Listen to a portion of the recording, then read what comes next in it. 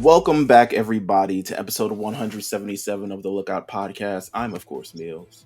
I'm here joined with our very esteemed panel of One Pieceans, Samurai Kame House. I keep forgetting this is Samurai Kame House. You know why? Because we're doing the same thing over again. I'm so used to Samurai Kame House being we're doing this, and then next week we're doing that, and all these other things, but we're really locked into one arc. So I have none other than LJ on the pod. LJ, what up? Yo, how's it going? I don't want to be here. I'm just gonna say that. I don't want to be here. There's a lot of tension right now. Okay, all right. And then, of course, we have none other than the Braves fan himself, AD. I mean, I don't like this guy. I just gonna let you know. Can you please tell AD that I do not like him? You don't have to. I mean, Braves, Yankees, we're all baseball teams at the end of it. Hey, at the end of the day, it's still fuck Mets, though. It's right? still, well, I can't even say that right now. They just don't whooped our ass or two. Listen. Listen, we all have. First of all, it was looking from what I know of baseball, it was looking slow for the Braves weeks ago. Yeah, listen. I thought the Yankees were gonna come in. Yankees are gonna come in. Listen, we was coming off a slump with the Orioles. I'm like, all right, listen. So this is just, we all got our peaks and valleys. You know what I'm saying? Like, we got our moments and stuff. They found their swing back. You know what I'm saying? Yeah, niggas is hitting again. So it is what it is. Yankees, we will find it. We will figure it out. Hopefully. Being a sports fan is not fun sometimes. Sometimes, as a sports fan, you reach moments where you're like, why do I do this to myself? It's fun being a Knicks fan right now. So no, it is, for sure. I was about to say, as a Hawks fan right now, we are very divided. It's very questionable where we are. No, I can imagine. I can definitely imagine. With that said, we got a lot of stuff to talk about this week, but we actually have news this week. So before, we didn't actually have news and we jumped right into the One Piece thing, but we actually have news this week because while this is coming out, so I'm letting you guys know, typically we record on Sundays. We are not recording on Sundays for these batch of episodes. So a lot of these news will be dated, in fact. But still, we got news this week. It was announced My Hero Academia, the manga, the story, Horikoshi, the GOAT. He is bringing the story to a close. It will actually, after this weekend, will be 4 more chapters left in the My Hero Academia series. What were your guys' first thoughts when you first heard this news? This is something that we've been anticipating for a while. To be honest, it kind of came a little quicker than I thought. Yeah. I wasn't ready. I don't think anyone was gonna be ready for it, and I like the fact that they just dropped it like, hey, we got 5 more. Like, I like it wasn't kind of something where they try to like prolong it out and stretch it out. And when is it gonna? I like how the fact. Like, hey, I would have taken like 15, 20. Oh man, we know that for a fact. But no, it is definitely an end of an era. Especially for Shonen Jump. If you have been following My Hero Academia, you understand that it's been a journey. It's been a ride. You've gone through, like you said, peaks and valleys of this whole thing, and you can't be mad at how it's ending either. I think they're truly sticking the landing with this, and it's gonna go down as one of the absolute greatest mangas ever written. I think it really truly defines a current era, I'll say, of anime and manga. Where there's a resurgence of anime. Definitely the resurgence. You have to give it that. You have to give it its props. You have to give it its respect of what is done, how it is completely rejuvenated anime and manga right now, especially in the western part of the world, especially in America. They were able to do something that I feel is much harder than people give them credit for, which is take something in pop culture right now, which is superheroes and superpowers and all this thing, and give it a really fresh take and give it a really fresh feeling to it. I know that a lot of people are just like, it's just another shonen. They just take these things that are popular and just making it. They're just doing it obviously because of like Marvel and DC, and you see how successful they are with their, with what they're doing. But like I said, like the fact that they were able to take that though, take these same themes, whatever, and just brighten it up, add its flair to it, add all these things, and it's like you got to be able to respect what My Hero means to this this era, like you said, of anime and manga.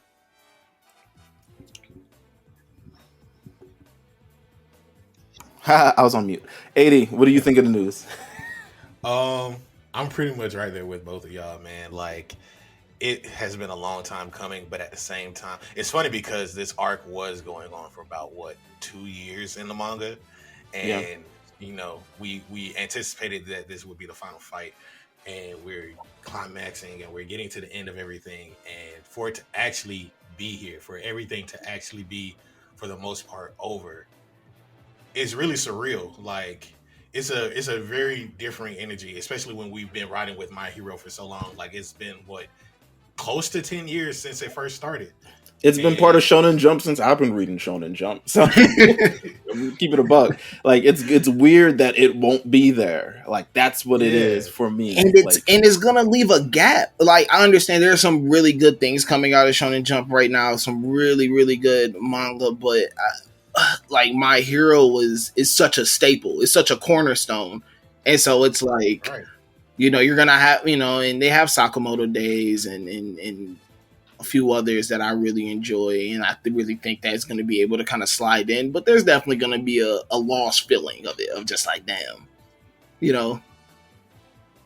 Absolutely. So I'm looking forward to that. What do you have any other thing, 80? You wanted to say? I was gonna say, but at the end of the road, somehow, some way, One Piece will still be here. No, yeah, it's the fucking constant, right? Like the constant in our lives. When One Piece is over, I don't know what the fuck is gonna be. I mean, he might cry on air. Oh, yeah, guaranteed. Yeah, listen, I'm gonna cry when One Piece. I'm gonna cry. I've cried during My Hero, so I'm definitely gonna cry when it's over. The part I cried at, it's a weird part where I cried, where I got teary-eyed. It was when Ochako was fighting Bakugo, and she was trying really, really hard. I was like, hey, that was intense. I ain't gonna hold you. I was like, come on, bro. And he's like, nah, I ain't let it up. Fuck that. And she's like, I'm trying to save my family. My family's poor and all this other shit like that. And I was just like, damn. What Charleston White says sound like a real nigga to me. All right, so boom, as we're recording this, the news has not been announced yet, but I'm assuming the news will be announced by the time this comes out. By the time you hear this, Demon Slayer's Hashira training arc will have completed, and I'm heavily assuming, now if this doesn't come out, it's whatever, but I'm heavily assuming they will be announcing that Demon Slayer will be having a new movie out. Actually, it's multiple new movies out covering the final arc of Demon Slayer. It was rumored over the last number of weeks. It is as close to official. They found websites. They found all these other things kind of like surrounding it. This final few episodes of Demon Slayer, I mean, the last one...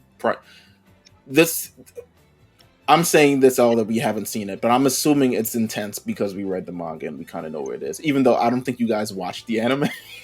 Like, I haven't touched Demon Slayer yet this whole season. Yeah, I haven't seen it since Swordsmith Village. So the 7th episode was, but this is the part, Muzan walking up to the Ubuyashiki. His name is not Ubuyashiki. But walking up to his mansion essentially, and like the episode was like 40 minutes long. This episode, but it was really like 4 minutes of him just kind of walking there. It was kind of nuts the way they did it, but it's a big moment, so I guess they had to milk it. So I'm assuming this past episode is when everything goes crazy and shit explodes. And if it didn't happen, sorry for the spoiler. What do you guys think of the 80? What do you guys think of the new Demon Slayer movie? Are you happy with this format? Are you cool with this format? Would you rather see an episodic thing like me, or would you rather see a movie? I'm not upset at the movie. How they're gonna do it, I kind of picture it as, You know that one season of Futurama where it was really just like 4 movies all together? That's how I Yeah, kind of like look at it. but I never So watched like, those movies, so it is what it is. but that's I what watched it when it became shows. but that's what I'm saying. Though. I would picture it as something like that. Like maybe at some point where we get to the theaters because they saw how people came out to the theaters. You know, the Right. production was there and everything, and they saw it for Mugen Train. So on one hand, I'm good. Like I'm happy to see it like that because that means they're going to take their time with it and do all the flashiness that it deserves. But on the other hand, I wouldn't be surprised if they drop it as a season, you know, again. But I like it, so. OJ. I feel this was the game plan all along. Now I'll say, okay, I'm not gonna say it was the game plan all along, but you can tell that there was definitely a shift in their whole plan after season 1 and after how they saw how good the first movie went. Niggas was like, we breaking records again. Yeah, you know, like it's one of those things of like, okay, that first season was what, 24 episodes? Yeah, that first season's 24. 24 episodes. You do 24 24, 25. Yeah, 24, 25. And, you know, had amazing moments throughout. The artwork was amazing. I still feel it's one of the best first episodes ever. What was it, episode 17 or was 19? Broke the internet. Yeah. But it's like, then you drop this movie. This movie does numbers, breaking records. And it's like, how the fuck would I go back to doing 20 episode seasons when I could just drop this movie and make my money back and some? You know, and so it's like, and you started to see that. You started to see, like, right after that movie, how it popped, how they started releasing the seasons, how did they start introducing the seasons. Everything now is a theatrical, you know, event. Right. You know, it's been like that, and you've seen it, and I think like that's once they saw how it is, and I think it works for them. I don't think this will work for any other anime other than Demon Slayer for the simple fact of it's short. It's not complex, really. It is a very simple story. And you have enough characters and just enough storylines to where it all kind of weaves together and it makes sense. And especially with this final arc, you can really break that up into 3 movies. I think there's 3 very significant, like, kind of points where you can start and cut off at. That's okay, you can make these into 3 different movies. The thing is like when it's all said and done with the theatrical release, how are you going to release it? Like, because still at the end all be all, we do have streaming. You know, of course everything could be on a Blu-ray or whatever, but are you going to release them like actually? Because is Mugen Train on Crunchyroll right now? I believe so. Yeah, like, I think it's on Hulu too, right? And it's I think it's also on Netflix too. Yeah, so it's like so like they're good. I think it's like you release the movies maybe a couple months after they hit streaming, or maybe they hit streaming the day up. You know what I'm saying? Or like, hey, we're going to release it in theaters and we're going to run it for this amount of weeks. And then as soon as that's done getting run, hey, it's going to be on streaming. Nah, that's a fact. I think, so my beef with this entire thing, and it was the same beef that I had with the Attack on Titan, like, conspiracy that it was going to be a movie, was that movies aren't released, especially ones that are anime, typically aren't released worldwide at the same time. So that's kind of my beef with it. Like, we're going to see this 4 months after it comes out. There will be some movie version that's going to be some cam video that someone bootlegged that we're all going to watch or something along those lines. Like, and then it won't be, my thing is that if we're going to do this and we all currently get it at the same time, let's make sure that we get this movie at the same time as well. And then when it's eventually plotted out for the show, I personally think that this is as good, as long as this arc is, and how 3 movies can pretty much thing it. 3 movies is waiting likely a year between these things. Now I could be wrong. But I think that's fair though. Yeah, that's reasonable. That's reasonable. Yeah, you say like 20 late 2025, 2026, 2027, back to back to back. Yeah, but yeah. I'm so, I feel like, I don't know, a year waiting and not even knowing when we're going to get the movie is always like, when you think of, we got the first initial movie in the United States maybe like April. and the movie initially released in October. So I had already seen the movie at Christmas because I watched whatever streaming version that it came out. So to me, and especially with Demon Slayer, like currently, like they just started adding the dubs to it now. Like they just announced, oh, the dub is starting for this. The season's fucking over.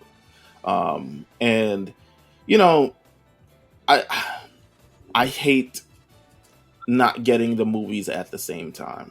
I hate that part. Like the release part is really like what irks it for me because yeah, I don't know. But you know what? They're gonna do what they're gonna do. It's gonna break records. They're interested in it's the most successful movie that's ever been released in Japan. They're going to break that record at least 2 times. So they're gonna do what they do with this. Last bit of news: One Piece live action cast members have been announced, have been trickled out throughout the last number of days. I'm gonna go to 80. This is kind of like really confirmed what the arcs will be for season 2 if it hasn't been confirmed already. What are you looking at when you look at these cast people that have been casted for this movie? It shows to me that they're confirming and their intent on doing all of the Alabasta Saga, like from Reverse Mountain all the way up through. The only thing that we haven't gotten yet up to this point at the time of this recording is, the Alabasta cast, like who Crocodile is, who Vivi is, all of those guys. But we've gotten up to Sakura Kingdom, Drum Island. So pretty good. Minus Robin and Chopper, I believe. I don't think we got those casted yet. No, that's weird. How the fuck are we gonna? Will they cast Chopper? Will it just be some fucking animatronic fucking animal? They gotta have at least a voice actor. They're gonna have Vin Diesel like he's Groot or something, like. That's gonna be the big name that they end up getting because Meelz does not feel that they're gonna end up getting a big name. No, I don't think they should. It's not that I don't think they can. I don't think they should. Yeah, I mean that's what I'm saying. Like, you don't think they should. I think they'll end up doing it for sure. But the casting looks amazing. Their casting director definitely deserves some flowers. They so far what we have seen. No, it's spot on. My thing is that there's a charm to the cast by the fact that they're really kind of like these undiscovered. I mean, they've done movies before, they've done shows before, but they've done nothing to this kind of scale. And when you do that, you have kind of like this ownership over these people, and the fans will immediately recognize and gravitate towards these people just because like, rather than it being like another gig for Ryan Reynolds, another gig for fucking Zendaya. You know what I'm saying? Like another one of those things where it's like they're not even noticed for this is like their like 4th best thing, and it's not even like seen as the highest, and they still could be like a gateway thing though. Like, yeah, to me, like I look at this like one of the best casting decisions I thought was ever made was that 70s show. That 70s show at the time in 1999, completely new. No one was on TV before. And the way you grew with those characters and the way they grew with the show made you fall in love with the people. And you still remember those people, albeit that one who did all that bad thing. But you still remember like Ashton Kutcher and Mila Kunis and Topher Grace and Laura Prepon and all these other people that are affiliated with the show because it's like it's part of their DNA. And it's also part of your DNA because you remember growing up with them on the show. And I think that's what they've done. They got the casting for One Piece season 1 was out of this world. No, yeah. Like, once again, they killed it season 1. They're killing it already from what we've seen season 2. And I do agree. And I'm not saying that like clamoring like get somebody big. I definitely agree with what you're saying. Is that there is definitely this charm of having this brand new cast of like up and comers. And just like kind of, and trusting them and trusting the process of working with them. I think that One Piece is a brand new thing. So I think having even brand new faces it ups the freshness of it. There's no one now that I can see playing Luffy than actor. Yeah, for sure. And, and they're becoming staples, and exactly what you're saying. I think with this next arc, though, I really do think it'll be between Crocodile and Robin where they'll get, and I'm not saying they're going to get some A-level superstar, it's definitely not going to be a Zendaya or a Ryan Reynolds, but I definitely can see them casting a somewhat household name to make it, to make it fun. No, I mean, I can see that. If they go that route, that's cool. I would just prefer. I think it's dope if they don't. I think it's dope that we continue to see a bunch of new actors get new opportunities and be able to really show off what they got. Because this is one of the biggest things on Netflix, and the fact they have a cast that's really growing with the series and being established with the show. Along with the show, like you were establishing these characters as you're establishing the shows, there's a magic to that. So I think that's absolutely dope. But speaking of One Piece, we got some business to take care of because we are in Water 7, Part 2 of Water 7. This is it. Things get really, I think, if I had to summarize kind of the first part of Water 7, it was really like the introduction to, I guess, the world, and then also showing the kind of conflict that we're going to have that's taking place within the Straw Hat Pirates. We got Usopp that, essentially Usopp who got kicked out of the Straw Hat Pirates, and then Robin who left the Straw Hat Pirates. And I always think I was looking back at it. I was looking back at it, and I was like, "This is an interesting. It's like an interesting like dichotomy between their exits." But ultimately they're still loved, but it's like one that you're pushing away and then one you're trying to pull back. I thought that was actually amazing by Oda to be able to pull that off. I was kind of as I was going through the series for like the third time. I was just like, wow, this is an interesting looking at. There was a scene, I guess, in this where, or maybe like a couple minutes between the episodes or something along those lines, where Sanji and Chopper run into Robin and she's like, I'm never coming back. And then a few episodes later, you really get like Usopp and like what he's going through and all this other stuff like that. And I think it was interesting to pull all that off in that first part. But the second part kind of like takes it's like, okay, let's open this shit up. Let's get into the nitty-gritty. Let's add intrigue. Let's add intensity. Let's add the fact that under all these things that are happening, Aqua Laguna is coming. So there's this looming threat that's like over Water 7 and over the town that is in the background essentially until it ends up in the foreground. What do you guys think of this like batch of episodes that we kind of just went through? What are your kind of thoughts on like the mystery of Robin, CP9, all that other stuff before we get into the specifics? I was going to say it's a very you good. See AD is just lighting up right now. Listen, man. Listen, man. He is trying to contain his excitement so much right now. It's glowing. Because listen, man. Meelz just first of all, Meelz should make me happy because this is what I was getting into. Like this is the stuff that I wanted you to kind of see. Like when you get to see all of these characters grow and like through all the adventures that they had up to this point and just see them break apart, fall apart just like this. And now not only do they have this looming threat in the background, you have to figure out, okay, what are we going to do about the ship now? And we start off this batch of episodes with people in the town saying, Iceburg, the mayor, he done got attacked. There was an assassination attempt. Who the fuck could have did it? We don't know. And so while they're looking around for Robin, it's like, well, damn, what's happened here? And then you get more of Franky. You get to kind of see him come out and present himself into the action, into the light, the looming threat that caused pretty much half the stuff with the Straw Hats. You know what I'm saying?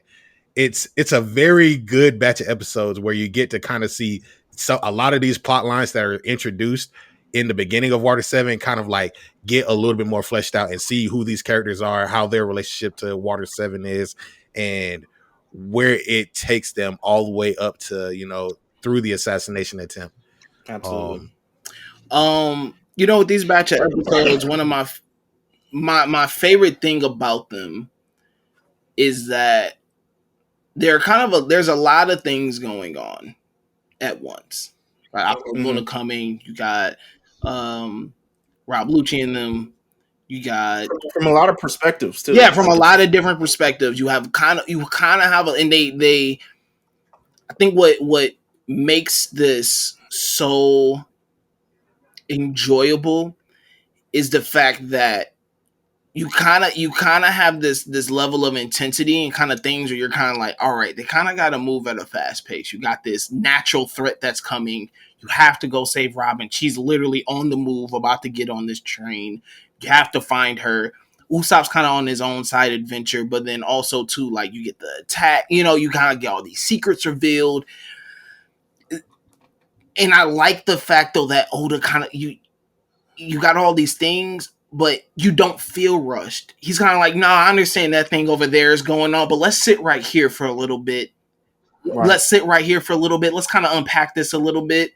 And you get to a nice little stopping point of the unpacking. You're kind of like, okay, now let's jump back over here. And you're kind of like, okay, you're unpacking this a little bit. And then you're starting to connect the dots between the things that are all like already. You're kind of like, oh shit. So that's why. Oh, okay. That's, and so that's all happening. And it happens in a way that feels so fluid to how a story is being told. It doesn't feel choppy. Things don't kind of, even the surprises don't feel so out of left field where you're like, that doesn't make any type of sense. Right. Yeah. It's like there's so many moving parts, but like there are so many connections between the moving parts that they kind of just keep up with each other until they get to where they need to go. It's a clogs in the machine, man. Like they all turn, even they all doing their things, but once they're all turning together, you're kind of like, okay, this is how this makes this whole vehicle move. And right now you're seeing kind of all the clogs coming together, and you're like, okay, this is how the vehicle is moving. And I think from the first batch of episodes, which Meelz, you hit it right on the head, which I really felt set the tone of the theme they're going for during this saga. Once again, what makes a pirate crew? How do pirate crews stay together? What happens when a crew kind of comes at odds with each other? You're seeing a different perspective, like you're saying with Robin and Usopp, how it's like one chose, to leave, and the other one kind of got pushed out because of. It's like, how do you balance that? And so those first batch of episodes really sets the theme of like, okay, this is what we're going to be exploring. In this batch of episodes that we're watching now, it's kind of like, okay, like let's really get our hands in this, like let's really get dirty and figure out like the inner workings of all this stuff. You're kind of, it's like putting together a model toy or something like that. It's like, right. Okay, you're looking at all the pieces. You're like, okay, this is where it's at. And then you're like, okay, like, let's start building the arm now. Let's start building this leg, and so it all connects together. So last week I presented the question of like, would you live in Water 7? I don't know if I would live in Water 7. It's New Orleans. With a mayor. Water 7 is just New Orleans. A mayor they got shot twice. Just a mayor who got shot twice. That there's no like checks, balances. There's no like police system. It's just the townspeople. Like, our mayor got shot. Oh, we ready to riot now. That's not how this works. You know what I'm saying? Like, Water 7 to me feels there's a little bit of a utopia to it, but there's also like a utopia where there isn't like actual real structure to it. If this entire town is like run by like water and fucking shipwrights, like, come on, it seems kind of funny. Either way, yes, there is an assassination attempt to Iceburg. He I don't know if it was a dream or he felt like it was a dream and then felt like a burning hole in his chest, but he woke up. Shout out to the people outside. We got traffic, crazy, nice. But he woke up. He saw Nico Robin, who he's had his eye on for quite some time. He saw some other masked figure, and then she shot him. And that's kind of how the first part of this act kind of like figures out, is because like who was behind the assassination of Iceburg, and everyone assumes because it's been Nico Robin because she's with the Straw Hats that it's the Straw Hats. So now the Straw Hats have kind of got to navigate throughout this town being public enemy number one, avoid all the Gali La workers. Luffy eventually shows up with Iceburg. This is playing out like The Simpsons, to be honest with you. I don't know if you remember who shot Mr. Burns. Yeah. I was just gonna bring that up. And it was the baby ends up being fucking Nico Robin because she did definitely shoot. But at some point, Homer Simpson is just like, "Don't say I shot you," because everyone thinks it's Homer who shot him. Because why would it be fucking Homer who shot him? Because it has Simpson DNA on it. Yeah. But eventually, they go around town, and then we come up with essentially run into a character we met last arc, but we're fully getting into this arc. Let's talk about Franky. Franky is, well, how would you, 80, you have way more experience as Franky than I am. Kind of like talk about Franky as a character and what he contributes to this, because at the end of this entire saga, he does join the Straw Hat Pirates. But he's still like, I haven't seen anything afterwards, so I'm not sure how acclimated he gets with the crew. But like, how is Franky to the Straw Hat Pirates? Like after this point, after he joins, you can analyze it however way you want to. I think in this part, he's not part of the Straw Hat Pirates. If I want to introduce him as a character, he's a fun character who eventually gets this turn in this and becomes a good guy. Yeah. Where does it really land for Franky as a character? What is his piece in this kind of like story?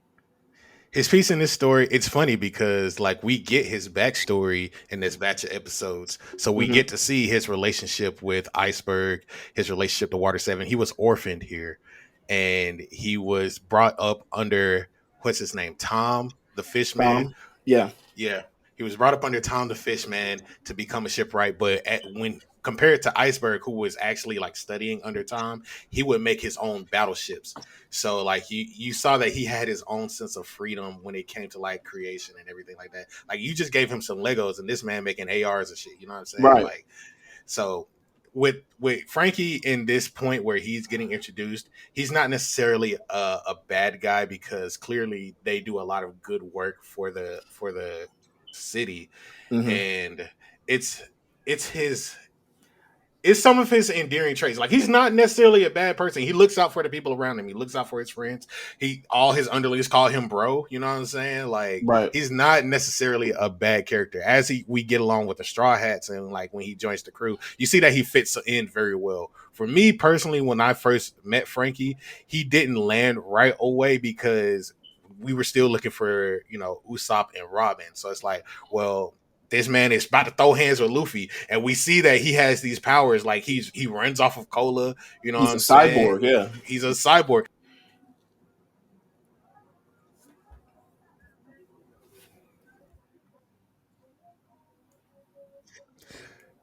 But yeah, it's just with Franky, he's a very good character in the sense that like he gets introduced as sort of an antagonist. He's the one who beat up Usopp. He took their money, went off and bought some stuff, and he gets to fighting with Luffy. And you see him as a cyborg, and they see him blow fire. He has the power to blow fire. He has the power to like shoot off his fists. You know what I'm saying? Things that Luffy hasn't seen before, and he's matching up very well with Luffy. It wasn't until that the Galila, the shipwrights, jumped in and was like, "Hey, we got to handle business." But Franky, he has his own sense of justice. He has his own sense of individualism, and when he joins the Straw Hats, he's a very important member of the crew. Not just for when we get to the new ship that he gives them, but how he is able to make sure that they are well taken care of through every aspect when it comes to their second journey once they leave Water 7. So I think he's a very essential member. He's actually one of the more underrated members of Straw Hats. So I want to ask this question before we move on. In a fight, Franky or Android 16? Who's winning? Oh, 16. Let's hold on. Whoa. Well, hold on. Hold on here. Here's the thing. Go stupid on this boy. What? He would go stupid, but the problem is Franky. this man Hey, post time skip. I'm gonna just talk about post time skip. Post time skip. This man gets a giant robot dog, and I'm just saying like we're not talking post time skip. We're talking right I'm just now. saying. We are talking right now. Hey, Android 16 don't get no post time skip. Look at Android 16 get a post time skip. Hey, my son Android 16 definitely ain't get a time skip. Right. That's what I'm saying. Hey, You know listen, Franky getting folded by Cell. Yeah. But no, man, 16 going dumb. What? Let's not do 16. it. Franky, my guy too. I love Franky. The thing is no, I think Franky brings the Franky brings that like drunk uncle energy. Not even that. It's like he definitely got that energy though. It's like that energy of like, man, you're either with me or you against me, you know. And I think that's kind of the energy that the Straw Hats needed on that squad. And once again, it ties into the bigger theme that I think this arc is trying to present and portray of what goes into being a pirate crew. And you gotta kind of have that mentality of like, hey man, if you ain't with me, you against me, you an enemy, you know. And that's how he walked around, that's how he's introduced. Like you said, when you see his you know, when you meet his crew and all that stuff, he's like, I'll take care of my boys. Here 100 mil, like, or what, 10 mil, hey, go blow that on a party, you know. Yeah. Like I'm gonna make sure we straight, I'm gonna make sure that we eat, I'm gonna make sure that we good, like y'all my boys. But anyone that comes step to this front door that ain't one of us, like, it's up. I will say, in the same vein of that, he's very sympathetic. Like when we get to him linking up with Usopp, like he was going to kidnap Usopp so that he saw that boy needed a father figure and became a father he actually sat this man down. He sat this man down. He listened to his story. He was like, you know what? You're not that bad. My bad, dog. We'll get there. We'll get there. We'll get there. But I think Franky is a you know, Franky is a very fun character. I think that he adds a lot of flair, a lot of pizzazz, a lot of like, this is even from his character design, you know, it's like he's so different, you know. And even when you catch a lot of his backstory and you see a lot of his backstory, he's always kind of been that. He's always kind of been the odd man out. But you know that you can count on him, and you know that he's going to be reliable, he's going to come through, and he's going to be loyal and all these things. And so I think that's just what makes his character so enjoyable and so fun to watch. And like you said, that I think that within that, he does have a level of open-mindedness that does allow like other you know, allows him to connect with the other people on his squad and other people on his team. So yeah, man, Franky's a guy though. It's really funny because I used to work overnights at a gym, and so I would put on, you know, Toonami and whatnot on the TV. And like one of the first episodes of One Piece that I watched was Franky, and it threw me off. I'm like, what the fuck is going on? Yeah, he has no pants on. Yeah, I was just like, no pants, metal nose. I'm like, what is he talking about? Right. You know, got little poses and everything. Nah, Franky's a man though. He's a dope character to add to the show, but we get introduced to Franky throughout this entire thing. Eventually Luffy does land at the Galila company because he has to show up because they're like, why is niggas coming after me? Why are they saying I shot somebody? Why are they saying Robin shot somebody? I gotta figure out why. So eventually he pulls up to Iceburg. He's like, Iceburg, I heard you got shot. Once you get shot, you don't really want someone who you think is part of the shooting to really approach you. Not saying I haven't experienced getting shot. I'm just assuming from all the 50 Cent albums that I fucking listen to that a nigga, if you just got shot and this guy is part of the people who you think shot you, you don't really want to have a conversation. And Iceburg really didn't want to have a conversation at that moment because he attempts to shoot Luffy. Luffy gets away. Sanji and Chopper run into Robin.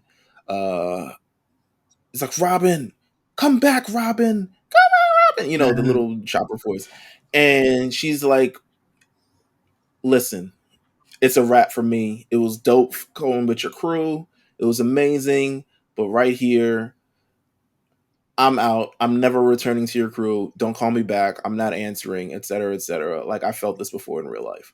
But I'm She walks away. Sanji really tries to get at her, but she disappears. And now the kind of mystery is going on of like what's going on with Robin.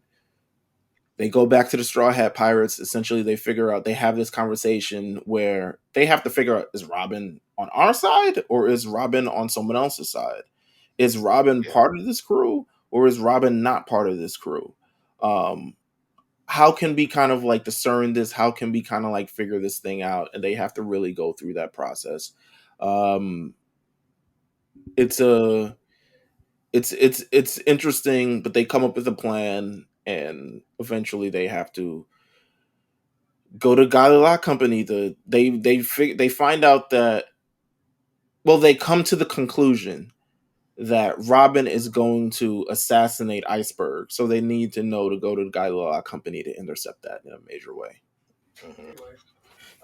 So let's talk about CP9, because CP9 is eventually revealed in all this process. And it's an inside fucking... This is why Water 7 is so shaky to me. It's an inside operation. And also, like, they're the shipwrights, but also I'm assuming they've been undercover for years. They said 5 years, right? Yeah, about 5 years. For this moment here? Like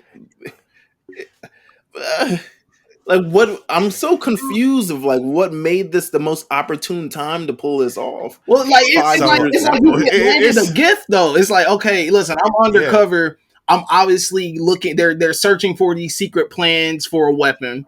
That's their big thing. You're like, okay, working 5 years. I know they're here, but we gotta really do some undercover work and figure it out. They doing it 5 years. I'm sure they chilling. Is this like Annie and fucking Reiner having to live in this fucking city, having to become part of this society? Yeah, kind of. It's a little bit like that. So, but like, imagine it took the perfect moment, like literally, because you got to think about where this arc started. They started with confirming that Robin was on the crew from Aokiji. So now that they know she's a part of the crew, the moment that one of the big guy, we'll talk about it later. Yeah. But like they link up with her and it's like, okay, this is the perfect time. This is CP9. You got to go with us, So like it was really just the perfect time for them because they probably got the intel. Yeah, Robin. Was it coincidence? Yeah, like Robin landed in their lap. They're just like, what the fuck? They're like, hey, all systems go. But what was the plan before Robin showed up? Like, that's what I'm trying to get at. They had already been trying to... So there was a guy who was coming in from CP9 or coming in from the world government that was always pestering Iceburg. I know you got that plan. But like, they were always collecting intel from the jump, like, he has to keep it somewhere. If we can't like pester him about it up front, maybe we can get somebody to reveal it who's close to him, because that's what they eventually got to. They got to. What's up with you? They got to. Let me ask this: if Robin never shows up, does all these things happen? No, I'm sure they kill Cud on the first shot. Cud ain't living for sure. But they might fuck around and shut down Water 7. They needed a little bit more information, though. They didn't attempt to kill Iceburg until Robin showed up. So it's like, would any of this had happened had Robin not by chance shows up to Water 7? It's more of, because not necessarily Robin, but they were going to pin everything on the Straw Hats just to like have them as the scapegoat. So it's not necessarily. But they were there like 4 years beforehand. This is what I'm saying. It's like this situation, this undercover situation where the nigga isn't even saying words and talking through a fucking bird, and like the other person just runs a bar, and the other person is just this jumping, parkouring shipwright, and they just assuming they're gonna live those lives for as long as it took until they were able to find out like all these things. But that's the same thing of Annie Reiner, right? Annie Reiner was over there. They're like, hey, listen, you're there until we figure out what's what. Until we could obtain what we're looking for. And they figured it out. They had at least a working theory that they could put on Iceburg. And it was like, hey, we kind of know where this is, because clearly this is not, when they get into the fake plans that happened during that night and they find the fake plans, they're able to say, okay, Yeah. So they get into the fake plans with Paulie, and he finds them. He's like, no, they're fake. So Paulie's we terrible, get into, by the way. Paulie's not my favorite. Paulie's not even close to one of my favorite things. He's kind of a loser. He's a fuck up. He is you. It's like you hand on the ball and he fumbles it every time. Who's playing Paulie? That's what I need to figure out in the live action. Paulie D. That would be nuts. Who's a fuck up in fucking television? But no, go on. Like they the fake plans. They get the fake plans, and so they put Iceburg under this, like, you know, the lie detector test or whatever. They check his pulse, and they come. Oh, this nigga's lying. First of all, before that, we got to do the whole reveal thing. We got to, because we have to. Yeah. But this is all pertinent information. Don't get me wrong. Yeah. But so eventually they go back into the space. Robin and they're like, oh, there's going to be under attack. All the Water 7 people are there. Like, we'll stop these motherfuckers from killing our mayor. None of them do. Because it's an inside job. Haha. So another masked person comes in using the door fruit. Just slides in the crib. You know what I'm saying? Pulls up. Iceburg is like, damn, this shit is crazy. How'd you get in here? Door fruit. Bam. Shoots him again. Says, wait a minute. Robin's like, wait a minute. I didn't know we were killing him. Yeah, he's like, it's not a killing him. It's just a warning shot, so he know what it is. Like, he know what's up. Nigga falls out of the bed. He's already been shot. Like, it's not like he wasn't gonna do anything. Shooting a warning shot at a nigga that's like torture. Like, that's just, you know. Yeah. Come on. It just triggered PTSD immediately. So Robin is supposed to extract this information of where the plans are and all these other things, because it'd be a better way to kind of expose, I guess, pin it on the Straw Hats. And they go back and forth. It's a discussion. He tries to pull out a gun on her. She tries to pull out a gun on him. Eventually, all the other masked people show up in the room, and they reveal themselves. And it's none other than the secretary, the barkeep, the shipwright, the nigga who can't speak, and all the whole crew it's exposed. Is the inside job. Lucci, what's my name? All the other Kaku. That's the colorless one. My boy got the good dad tracksuit on. Bluno, Khalifa. I think that's it. Yeah, that's it for now. I mean, the bird, Hattori, I don't know if you want to count the bird. And they show up and it's like, it was an inside job the whole time. Nigga, now tell us where the plans is. And we try to get the plans, and you sent us with fake plans, and you thought you were going to be slick. So then, yes, they hook up the lie detector to this man who's been shot twice. And and say, like, you better not lie to us, or else we're going to, shoot me a third time? What the fuck? Like, I've already been shot twice. So he says, where's the plans? It's this whole thing where eventually they surmise that if the person who's going to have the real plans is a person whose name was on these plans, and the only 3 people names who were on these plans were Uncle Tom. Uncle Tom is crazy. Crazy. Uncle Tom. Was his name Uncle Tom? Maybe no, it was just Tom. It was just Tom. You had an uncle. My brother. Hey, my brother is. I mean, hey, you know what I'm saying? His name's Tom. Can we assume that Tom is black, man? Like, there's a lot going on. There's a lot to unpack. I mean, he was I don't know. We go through Tom's. We'll go through Tom's backstory. It's a little sketchy. Nah, this nigga was not a saint. You know what I'm saying? Yes, sir. So, that's hilarious. It's Tom. Tom, fucking Iceburg, and Cuddy Flam. And what a name, man! That sound like Sleepy Brown, nigga. Right. That's fucking funny. Cuddy Flam. So it's like, oh, we know who Cuddy Flam is. I'm assuming it's this one guy who's always been on the island the entire time. It's Franky, isn't it? And his heartbeat goes up, and it's like, we knew it was Franky, nigga. That is such a funny lie detector test. Hey, nigga, you gotta check your heartbeat, like check your pulse. I mean, if it went up, and it sure did.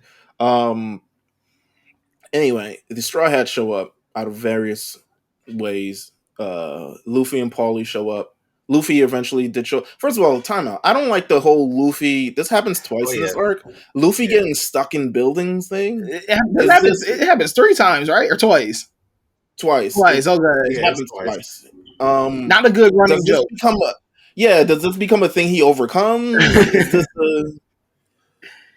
Yes.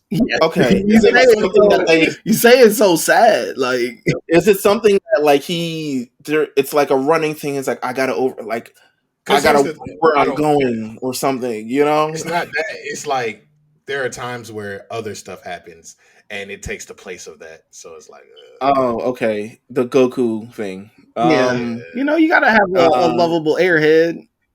Yeah, well, no, it's more so like we're trying to extend the plot, so we need to hold off the strongest nigga to think. But the getting stuck in the buildings to me is not a good running gag. Shit, I mean, at this time, is Luffy really the strongest?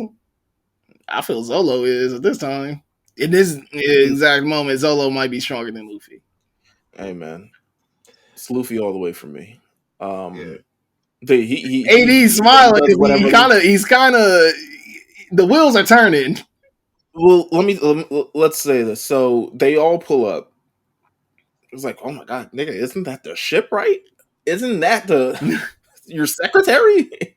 And they pull up a gun and they see Robin. They're like, yo, Robin, we come to save you. And she's like, leave me the fuck alone. I've never wanted to be saved. I don't deserve to be saved.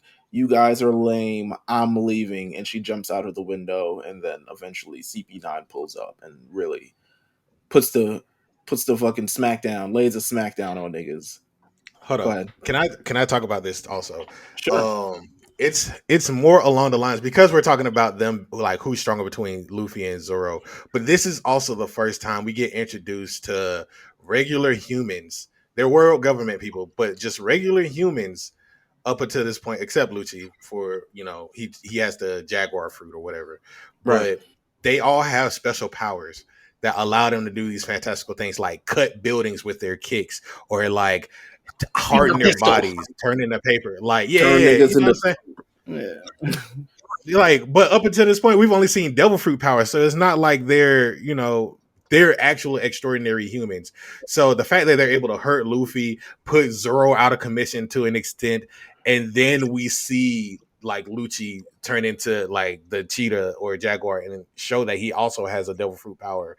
Like, they are an actual threat to the Straw Hats, because most of them are just normal humans. How can they actually compete with niggas who actually have formal training in these techniques? You know what I'm saying? So it's one of those things where it's like, okay, this is the biggest obstacle that Straw Hats have come up against up to this point, because, you know, they've only been facing pirates. Now they're actually facing government niggas. Like, well, let's talk about that. These are trained assassins.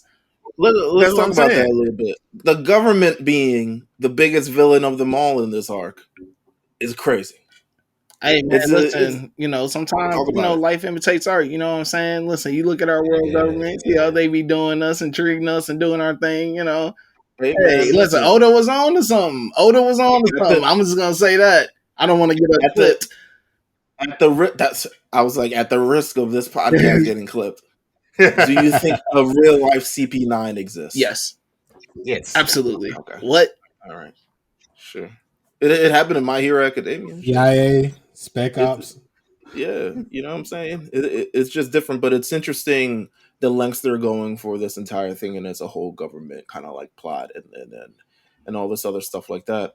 So yeah, Lucci sends Luffy and Zoro fucking blasting off like Team Rocket. Let's go catch up. Pokemon vibes. This entire saga. Let's catch up with Usopp a little bit. Usopp is he's moving on his own. He grooving on his own. He got $4.50 and said, "Give me lumber and all the other shit that you got," to some guy. And the lumber owner shop was like, "Nigga, Aqua Laguna's coming. I'm not giving you anything." So he had to pretty much beg for it. He got rice balls, all this other stuff like that. Usopp's really thugging it out on his own. He's still on. He's still at Water 7. But I forget, he gets kidnapped by Franky, right? Yep. Yeah. And his ship too. He's just what a loser. I mean, what a loser. He's been taking L's for the last 2 days, man. Just a loser. Who has lost this much in 48 hours? I mean, but he finds a friend along the way. How about that? He hasn't been shot, so I can't really call him the loser of this episode yet. I mean, getting your ass beat 4 times in 48 hours. I don't know. That might be worse than getting shot. That nigga got wrapped up by barbed wire. He did kind of get hit with the finger pistol at the end. He also gets kidnapped at the end. Listen, there's no one's taking the amount of L's that he has taken within a 48-hour period in the history of mankind than Usopp. This may be true. So we're catching up with him. He's trying to fix the Mary as best he can. And Franky is like, nigga, you cannot fix the ship. The ship is done. Stop trying. In fact, I'm going to break the ship so you can stop fixing the ship because I'm getting annoyed that you're fixing your own broken, busted ass ship. And it throws Usopp in a rage. He's like, leave the Mary alone, nigga. And he rushes him and he, hits him with the thing and all. It's like, oh, I didn't know you felt this way. On Franky and it's too, I don't know, ladies of the night. I don't know what their roles are. I don't know what the square froze. The square froze, you know what I'm saying? Yeah. I don't know what the square froze. On Soul Train line, they would have killed it. Hey man, listen, I'm gonna keep it a buck. What they're wearing now, I feel like I see girls wearing that now. Oh, for sure. The square froze. I think it's trendy. It's a little fashion. You know what I'm saying? I'm gonna wait till the police decides to stop doing things. But Franky tells them about the Klabauter Man, which is essentially the spirit of the ship that if you're in need, it will be indeed there for you. So it's your one time only card. It's your hall pass. Kind of. It is the ship. It is the spirit embodiment of the ship. Where if they truly feel loved and they truly feel appreciated, they'll work their best for whoever's the one is owning them, and they do absolutely that. And he's like, "Oh, that's the thing that carried me from Sky PM, and we were about to fucking really go off." And it was a crazy thing. Nonetheless, CP9 pulls up in the craziest way, smacks the 2 square froze. First of all, I'm talking about ramming on the doorbell. They just come in. Franky's like, just come in, bro. Like, who's ringing the doorbell? Them niggas needed a ring light. That's what they needed. Yeah, that's something. They could have saved them a lot of time and trouble. Hell yeah, it was like, oh shit, that's CP9. Well, they would have been like, what the fuck is it? What is Khalifa and fucking Lucci? Yeah, all of them other lame hoes that work for Gollylog doing on my door. The niggas came up too, dressed in all black. I was like, they was on business. They were like, we know you, Cuddy Flam. And he was like, God damn, I'm done for. And they overpower him, and they kidnap Franky. They punch him into a secret door or to a secret room. And then they're like, you know what, little nigga, we gotta kidnap you too. We gotta kidnap you too. So they knapsack him too. The ladies of the night were just where they are. They was like, we don't need them. We don't need them. Square froze, y'all good. They definitely recover. What did Ghost say to Tariq? We put the gun to his face and woke him up.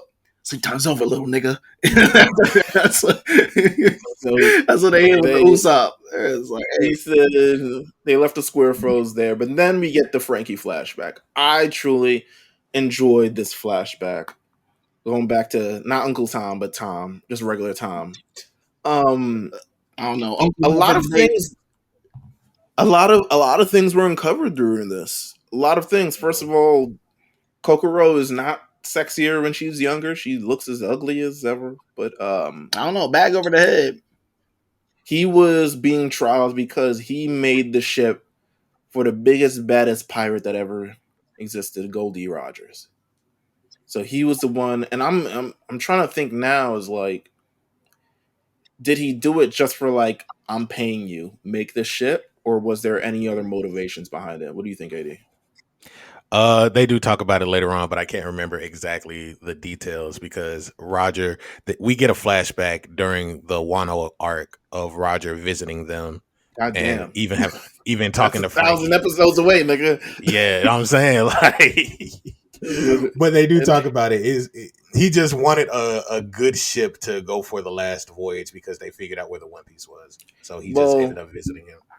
He was the biggest, baddest bitch of them all, Goldie Rogers. Yeah, and he was the king of pirates. And I think, what did he succumb from? Oh, an illness.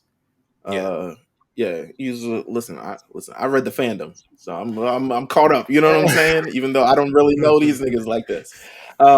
He succumbs to an illness, so that's why he died. And he gets pulled at Enies. He turned himself in. He turned himself in, right? And they were live streaming this nigga's death because they were like, "We're gonna set an example for you pirates." And what did he say? What is it? It didn't end up. Yeah, it didn't turn out the way he was supposed to. Because it was essentially what he did actually motivated pirates. Yeah. I don't know. What is he? Because there was somebody in the crowd who asked about his treasure. Like, did you actually find it? He's like, my treasure, you can have it. I left everything I own in that one place, so you can go and find it. Search for it. And that's what started the great pirate era that we're in right now, where there's mad pirates around the world or whatever it is, trying to find this treasure, which has become a big nuisance for the world government, which is why they have to hire all of these niggas to come assassinate niggas and frame niggas and all these other shit like that. Either way, the story of Tom does not go very well. What was your... If there's anything you picked up from this like flashback story, what did you grab from it? Nobody can have good parent figures that live very long. You know, like real niggas. Everybody parents. Legends never die. That's what I learned. Yeah. I think the how you under trial and you say, "Slow down, judge. I'm gonna make you a ship to improve the economy," and the judge is like, "God damn it, you got 10 years." Well, you was on house arrest for 10 years. A 10 years house arrest before going to do your time. You make this ship, and we'll let you free. You got 10 years to make it. It's like, yeah, I can do this all on my own, and he makes the fucking sea ship that travels on water or whatever the fuck it is, and at 10 years he's about to get pardoned. But then one of his enemies show up, one of his ops show up, the one he made fun of, Mr. One of my favorite people. What's his name? Spandam? Yeah. Spandam. Spandam is crazy. Spandam sounds like a Drake fucking song. I think it's definitely Jamaican. Yeah, that's what I'm saying. Spandam.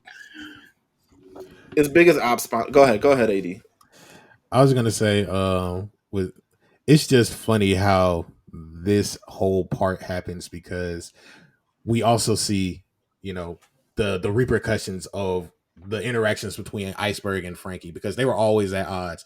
Franky, like, he was always the one making battleships. He was always making weapons, but that was just something that he felt in his heart to do. And Iceburg is like, this shit gonna come back to bite us in the ass. You just you keep making weapons. Fuck the Second Amendment. You feel me? Like, right. I don't dig that shit. Hey, Franky was wilding. Like, imagine waking up every day, like, what, I'm finna build another fucking rocket, nigga. Like, like, and the next thing, and then he's just parking it somewhere. Like, not even parking it, no one's secure. He's just like, hey, out in the open. You can make your swaggerless ships, nigga. My shit don't have lasers and a machine gun attached to it. And then the government fighting the sea dragons and shit. But then the government took the nigga shit. I was like, how they gonna take your ships and then blast your city? And then it was like, run off like you ain't take the ships. This was a crazy backstory. So eventually they were like, Tom. So in order for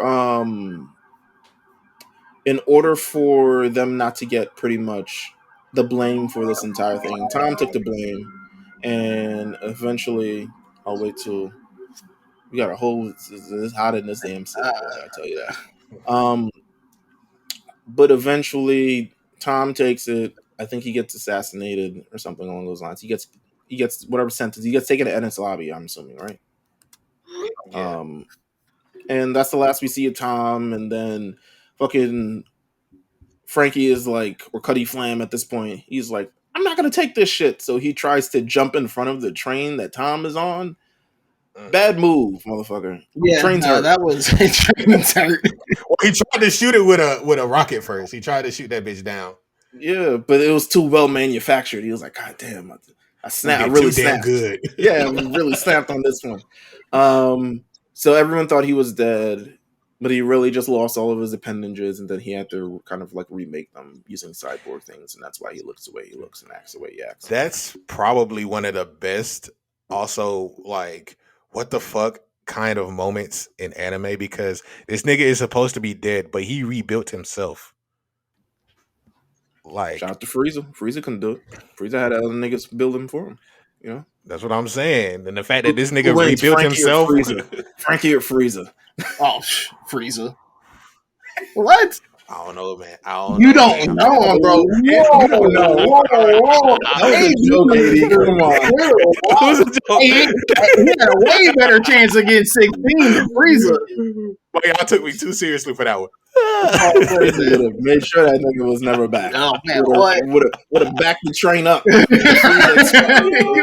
would have been the first time you ever seen a train go in reverse. It would have been Frieza train. Is always on time. Would have ran a monkey. Just, right, you know what I'm saying? So we get back from the flashback and they get on the phone because CP9 is like, we think you're gonna know this nigga who's, you know, behind this, all this. And Spandam comes. I'm forever gonna say Spandam because I just like how Spandam sounds. But it's Spandam. Spandex. He calls. He's hilarious to me. This nigga is jokes all the time. Every scene. When they call and when every step along the way, he is not aware of what's going on. And when we talk about the next episode where everyone comes barging to castle and he's just like leaves the phone off the hook and all this other shit like that, he is funny jokes. Shout out to him. So they kidnap him. They put him on the ship. They also got Robin on these things. The Galila Castle, we got to go back to the castle, which actually exploded and is on fire, and they had to carry them out. We learned a lot about Robin's intentions from Iceburg. When Iceburg eventually was like, damn, I'm sorry I pitted it on y'all. I thought Robin was, you know, y'all and stuff like that. My bad, gang. You know, right? You know, sorry, attempted to murder you guys and had the whole city against you guys. But he reveals a lot about Robin's plot. Iceburg wants to know why she's looking for the poneglyphs. The world government has made it illegal to research them, and they know that Robin can decipher them, which is why they're after Robin. They're after her because she has knowledge. This is why you can't be smart in this world. Yeah, it's crazy. Iceburg sounds like a Nas lyric. Yeah, you know what I'm saying? Iceburg knows the weapon Pluton, which was referenced. I was like, I remember Pluton. I remember it was referenced in Alabaster or Skype or one of them shit. Yeah. Pluton would bring big destruction to the world, and the world government wants it out of the wrong hands, i.e. their hands. It was like, listen, we trying to end this pirate shit. So we got to use Pluton to figure this out. Right. You know what I'm saying? So he reveals that Robin doesn't really hate them, that she's kind of like going along with them and it's all part of the plan. And she's trying to stop them because they're going to drop the Buster Call on them. And the Buster Call is some big shit. You know what I'm saying? Big guns. You know what I'm saying? Real TI hours. You know what I'm saying? So you're gonna bring out the big guns for them. So T.I. or Franky? T.I. or Franky, who wins? Hey man, only one person put out hurt. Alpha Mega wins. Yes, let's do that.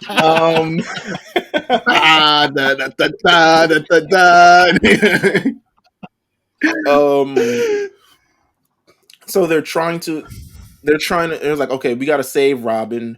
They're like, the train leaves at 11. What time is it now? 10:30. And I'm like, damn, this sounds like some shit that I would go through. But they're like, we have to find Luffy and we have to find Zoro because the Aqua Laguna is coming in and everyone's heading to top of land. What are you guys' thoughts on this Aqua Laguna shit that's been looming in the background of this? Like, it's just this giant wave that affects this water town once a year, right? And they gotta just live through it. It's like, it is what it is. Listen, man, they're just New Orleans. This is all this is. They're just preparing for hurricane season. And what are your thoughts about Zoro and Luffy's escape from this thing? I thought it was cool, but I never want to see this nigga trapped in a building ever again. Yeah, the fact that it happened twice is kind of some bullshit. But Zoro ended up getting lost in that bitch. Kind of funny. I'm not gonna lie. Like this, but that's like the running. That's the running joke though that they keep consistent throughout. Is that Zoro can't has no sense of direction. I think Meelz hit it on the head earlier of the Luffy getting stuck between the buildings thing. It was funny the first time. The second time, you're kind of like, okay, like. It's because it's multiple episodes. This nigga stuck through the building, and the plot is moving. You know what I'm saying? And he's just kind of, also, you know, it's like you said, it's the thing of we have to hold off on the main character arriving on the scene, right? To kind of it's like they didn't want to put a hole in his chest. You know? Yeah. But I will say it was a impactful moment the second time. Like the first time, it was like, like this nigga launched himself too far. So stupid. But the second time is like, it made it more impactful when Nami is running across the buildings and she has to tell him like, yo, Robin actually loves us. Like she's risking her life to save us right now because she's allowing us to leave this island for free. Like we got to go after her. She didn't, leave us on some bullshit. So these niggas destroyed buildings, destroyed them buildings, like just to get free. Just to show awesome. That... Yeah, power of friendship, man. You know, it's pretty awesome. This shit, nigga knocked down 2 buildings out of nowhere. And then Zoro's like, "Oh, I should use fucking my swords to get through this shit." Or maybe was it that Chopper? But before we move on, there's a moment here that we need to touch on because Sanji gave Chopper some of the worst advice I've ever heard in my life. Oh yeah, I remember. Oh, well, what about talk about it? Talk about it. This man told him that a real man always forgives a woman when she lies. And I said, brother, listen, that's one of those things where like a woman calls you a real nigga or a real man for doing that. And that is not a compliment. It's like, hey, brother, don't be leading my young dog astray. Don't be leading my young raccoon dog astray. Please. I feel like this nigga got left on red, bro. Like the fact that he left a note when he got on the train, and Nami was like, "Oh shit, Sanji just left us a phone." He paid attention. She didn't give a fuck about none of that love letter shit. None of that bullshit that he left. Just okay, cool. We can contact him later. Yeah. It's shout to him getting busy on the train though. Yeah, I mean, he got real in his Jackie Chan bag. You know what I'm saying? It was terrible advice, but I think he ultimately meant like she's lying. She loves us, but she's just she's doing something that she doesn't want to do, but she's trying to hurt us in the best way to kind of like let us down easy. So. There's no feelings kind of involved. She's trying to remove the idea of like feelings from it. I get what he's trying to say, but yes, it was terrible advice. So eventually they escape the Aqua Laguna. Shout out to them. And that part is over. It was like, oh great. Not completely. It's kind of over. All right, what happened afterwards with Aqua Laguna then? They still got to ride the sea train, and then in the next part, we're gonna get through the them fighting through the wave and shit. So they were like, "Shit!" They took the only sea train that ever existed. I was like, "Tom, how do you build only one?" But they have a backup one. Rocket Man. Is it Rocket Man? Yeah.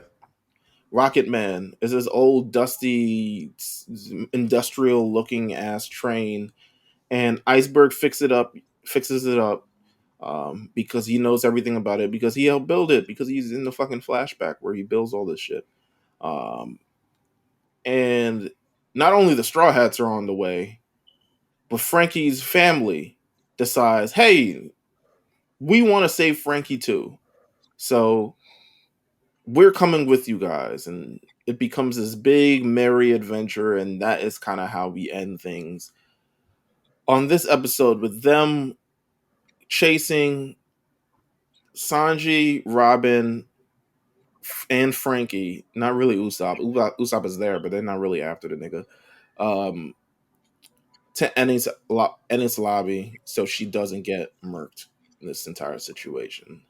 And that is where we're ending with this. This was a great set of episodes. I felt like the plot came together. It was unfurled. I think Oda does a kind of like a great job at like. One thing that I like is how everything was revealed along the way, and how all these characters weren't necessarily compromised throughout the process. Everyone played their roles to a T. Everyone did something amazing. The story of the Straw Hat Pirates and what they're going through for their friends is also going to be on display. The story against the government and like maybe knowing too much is on display. And then Robin, who I've always felt like, to be honest with you, Robin as part of the crew, she's always been part of the crew, but she's also always felt like distant from the crew in general. And that's one of the things that you would also notice, like when from her introduction, she never really used anybody's name. She always called them by their signifier, like navigator, cook, doctor. The only time she actually called somebody by their name was Luffy, and that was like when she was about to jump out the window. You know what I'm saying? So she never really tried to get herself attached to them too much. Right. Just from that little moment. So the fact that we're building up to this, even when Sanji and Chopper were looking around for her in the city, they were like, what is she like? Do we even really know anything about her? Like they didn't know. Like what could they go off of? And I think that through this whole entire section of episodes, they finally unified their motivations. See that, okay, she is one of us. She does care about us. So we got to return the favor and go save her. It's pretty exciting the way this is all kind of like really built up. Shout out to that. And it's awesome. It's great. I look forward to learning a lot more about Robin in these next couple of parts that we're about to get into. But the mystery behind Robin is really being, really told. Thank you guys for tuning in, man. Summer at Kame House. We're continuing to roll along. Let's see what we got. There's new episodes of Subside Dubside still coming out this week. That's wrapping up soon, though. And we're just going to continue around. Listen, the second My Hero Academia ends, emergency pod. Oh yeah, hey, listen, I'm down. Yeah, hell yeah. Hey, listen, we got Emergency 4 pod, weeks, bro. 4 more weeks, got a month. My brother. I mean, you don't know what sickness or illness the manga being a mangaka is hard these days. It might be 5 more chapters. It might end in 5 more months. You know what I'm saying? Go ahead. No, I'm just saying, man. Like, it's gonna be. I'm really excited to know what those last 2 chapters are gonna be like. Yeah. Well, if it's anything like the chapter that just came out this week, it's pretty intense. So it is what it is.